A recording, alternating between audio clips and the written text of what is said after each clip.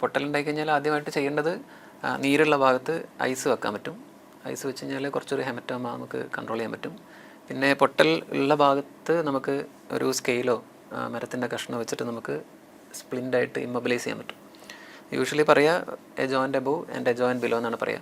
പിന്നെ ഒരു shoulder sling പോലെ തുണി വെച്ചിട്ട് ഒരു സ്ലിങ് ആയിട്ട് പറ്റും. ഇപ്പോൾ ആംഗിളാണെങ്കിലും സെയിം 2 സൈഡ് സ്കെയിൽ വെച്ചിട്ട് കോട്ടൺ വെച്ച് ചുറ്റാൻ പറ്റും. പിന്നെ ബ്ലീഡിംഗ് ഒക്കെ ഉണ്ട് എന്നുള്ള കേസിലാണെങ്കിൽ ഒരു ക്ലീൻ ആയിട്ടുള്ള കോട്ടൻ്റെ തുണി വെച്ചിട്ട് കംപ്രഷൻ ചെയ്യാം. കംപ്രഷൻ ഒരു 5 to 10 minutes വരെ കംപ്രഷൻ ചെയ്യണം നല്ല ബ്ലീഡിങ് ഉണ്ടെങ്കിൽ.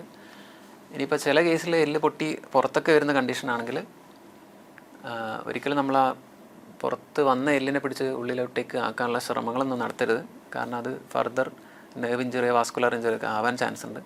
അപ്പോൾ അതേ പൊസിഷനിൽ സെയിം ഈ സ്കെയിലും കോട്ടണും വെച്ച് കെട്ടിയിട്ടാണ് പെട്ടെന്ന് തന്നെ ആശുപത്രിയിലേക്ക് എത്തിക്കുക.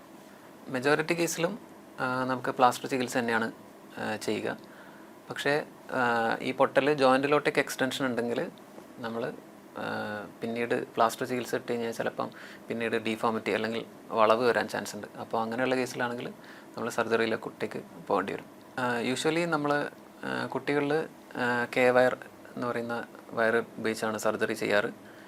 അല്ലെങ്കിൽ ഇപ്പോൾ എല്ലിൻ്റെ ഉള്ളിലോട്ട് ഇടുന്ന titanium elastic nail system TENS എന്ന് പറയുന്ന ടൈറ്റാനിയം നെയിൽസും ഇടാറുണ്ട്.